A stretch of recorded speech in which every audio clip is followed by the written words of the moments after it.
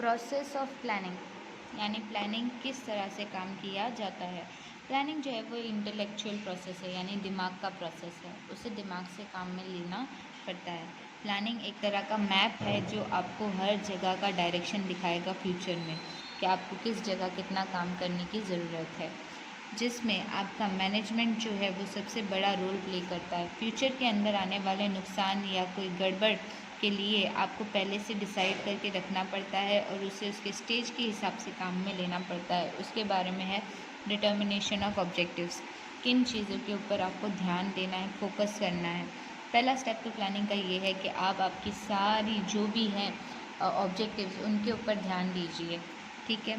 फिर उसके अलावा आपने एक बार उसे सोच लिया कि आपको किन किन सेक्शंस में काम लेना है, तो फिर उनको सही तरह से लोगों को गाइड कीजिए, उन्हें मैनेज कीजिए और लोगों तक उनसे काम निकलवाने के लिए आपका माइंड सेट कर लीजिए। फिर उसके बाद आपका जो प्रैग्मेटिक है, यानी कि प्रोग्राम का जो स्टैटिस्टिक है, वो आप उन तक पहुँचाइए और उनसे उसी स्टैटिस्टिक के हिसाब से काम करवाइए। तभी आपका जो रिज़ल्ट होगा वो रियलिस्टिक होगा, यानी कि आपके रियल प्रैक्टिकल लाइफ में आपको काम आएगा और साथ ही साथ इसमें आपका दिमाग जो होगा वो सबसे बड़ा रोल प्ले करेगा। क्लैरिफाइंग प्लानिंग एंड प्रीमाइसेस, किस तरह से आप प्लानिंग को और उससे जुड़े हुए जगह का आप मीन्स संतुलन बना के रखते हैं। कई बार ऑब्जेक्टिव क्लियर हो जाते हैं, लेकिन जहाँ पर आप वो काम करने वाले हैं वो प्रोसेस में सबसे ज़्यादा इफ़ेक्ट करता है। अगर आपका समझ लीजिए बिज़नेस बड़ा है लेकिन आपने जगह छोटी ली है, तो आप जितना ज़रूरत समझ रहे हैं उतना सामान प्रोड्यूस नहीं कर पाएंगे। इसलिए सही प्रीमाइस होना ज़रूरी है, सही एरिया होना ज़रूरी है। ये तो मैंने आपको फ़िज़िकल स्ट्रक्चर बताया, इंटरनल स्ट्रक्चर भी वही है। अगर आप जैसे कि फॉर एग्ज़ाम्पल हर काम एक जगह पर एक ही तरीके से नहीं होता। अगर ऑफिशियल वर्क है तो उसके लिए एक अलग सेक्शन होना ज़रूरी है। अगर वो मैकेनिकल वर्क है तो उसके लिए एक अलग सेक्शन होना ज़रूरी है। तो बिज़नेस में इंटरनल चीज़ों को भी और एक्सटर्नल चीज़ों को सेपरेट रखना ज़रूरी है। अगर आप इन सब चीज़ों को मिला दोगे तो आपका कभी आइडिया क्लियर नहीं होगा, जिसकी वजह से पॉसिबिलिटी है कि आपको नुकसान आए। Collection and analysis of information, आपको इन्फॉर्मेशन को पहले इकट्ठा करना है, फिर उनको ध्यान से देखना है और आपको उसके अंदर से टोटल उसका सार निकालना है कि उसमें कितना प्रॉफिट था और कितना लॉस है और आप अब उस पर से कितना प्रॉफिट कमा सकते हैं। तभी आपको आपका सोचा हुआ रिज़ल्ट मिलेगा, वरना नहीं मिलेगा। प्रिपरेशन ऑफ ऑल्टरनेटिव प्लान, किसी और प्लान के बारे में सोचना।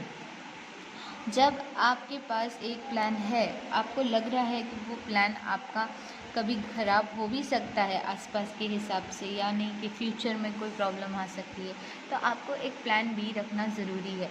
आप उस प्लान की मदद से फिर क्या करते हो, अपने आप को तैयार करते हो जब आपका पहला प्लान काम नहीं करता, ताकि आपका जो गुड्स का सेल है, प्रोडक्शन है और जो लोगों का ख़रीदना है वो कहीं रुके नहीं। फॉर एग्ज़ाम्पल अगर मेरी एक मशीन जो मैंने प्लान करके ली है, वो मशीन में अगर गड़बड़ आ गई तो मैं अपना प्रोडक्शन कैसे करूँगी। तो उसके लिए मुझे एक सेकेंड मशीन साइड रखनी पड़ेगी ताकि मेरा प्रोडक्शन रुके नहीं। उसी तरह से इवैल्यूएशन ऑफ ऑल्टरनेटिव्स, किस तरह से ऑल्टरनेटिव्स में भी बदलाव आते हैं। आपके कई सारे फैक्टर्स होते हैं, सेक्शंस होते हैं जिनकी वजह से आपको कई नुकसान आते हैं।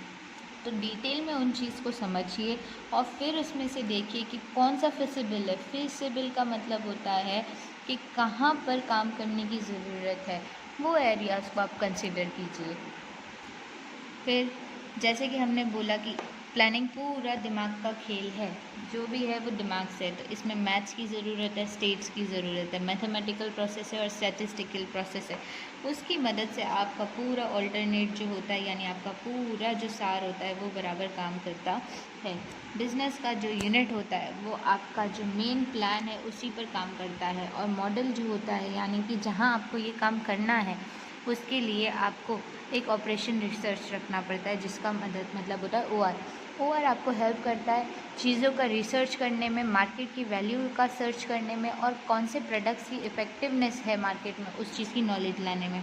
Selection of the best alternative, हमेशा जो प्लान आप दूसरा रखो उसके लिए एक स्ट्रॉन्ग प्लान और मोटिव रखना ज़रूरी है, ताकि मुश्किल के टाइम पर आप कहीं पर दोनों प्लान में असफल ना हो जाओ। Formulation and evolution subsidiary plan, जैसे कि अभी मैं बता रही हूँ सेकंड प्लान, उसके अंदर भी क्या होता है, डिफरेंट टायर्स होते हैं, यानी कि मेक और बाय टायर्स, बनाना और ख़रीदना, ये एक अलग अलग सेक्शंस होते हैं जिनके अंदर आपको दूसरा प्लान रखना पड़ता है, जिसकी मदद से आप क्या, जब आपके पास कोई चीज़ की कमी आ जाए या जो कभी किसी चीज़ का नुकसान पड़ जाए तो वो अदर ऑप्शन आपको काम आ सके। इवैल्यूएशन ऑफ प्लान, प्लान के अंदर भी बदलाव आते हैं, कई बार आगे चलते चलते सिचुएशंस के हिसाब से बदलाव आता है, इसीलिए ऐसे एक प्रेशर वाले टाइम पर आपको एक एक्सपर्ट या कंसल्टेंट की ज़रूरत होती है और वो आपको सही सलाह देते हैं और आपको सही फ़ैसला लेने में मदद करते हैं और आपको स्टेप बाय स्टेप बताते हैं कि आपको कहाँ पर ध्यान देना है और कहाँ पर जंप करना है, यानी कहाँ पर आपको अवॉइड करना है और कहाँ पर आपको काम करना है। तो इससे इवैल्यूएशन कहा, स्टेज इवैल्यूएशन कहा जाता है।